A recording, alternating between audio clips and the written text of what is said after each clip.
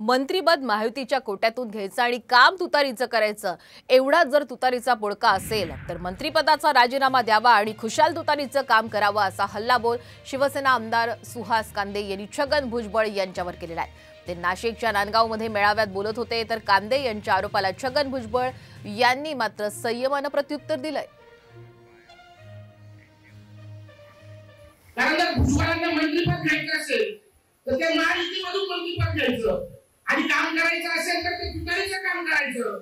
मग तुम्हाला जर एवढा तुतारीचा पुळका असेल तर मी या मेळाव्याच्या निमित्ताने भुजबळांना जाहीर आवाहन करतो की आपण आपल्या मंत्रिपदाचा राजीनामा द्यावा आणि कुशल तुतारीचं काम करावं। आमचे लोक प्रामाणिकपणे प्रचार करतायत भारतीताईचा, आणि आमच्या लोकांना स्पष्ट सांगायचं, जिथं एखाद्या आमदारशी आपलं पटत नसेल तिथे आपण वेगळ्या प्रकारे आपण महायुतीचाच प्रचार करायचा।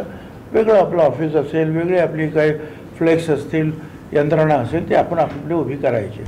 बाकी आता बाकीच्यांच्या प्रश्नाला काही मी उत्तर देण्याची माझी इच्छा नाही।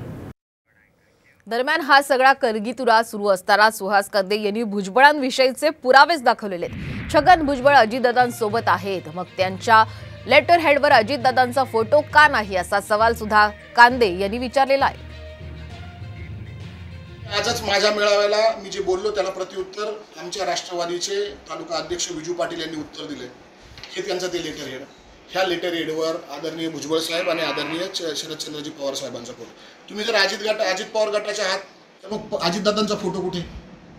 म्हणजे याचा अर्थ ही संकेत आहे की आपण तुतारी बरोबर आहात। दुसरी गोष्ट, विनोद शेलार नावाचा गृहस्थ जो नेहमी पंकज भुजबळ साहेबांबरोबर सावलीसारखा पाठीशी असतो, ह्या विनोद शेलार ह्या आदरणीय श्रीराम शेट्टींचा सत्कार करतानाचे फोटो, हे बगरे साहेबांचा सत्कार करतानाचे फोटो।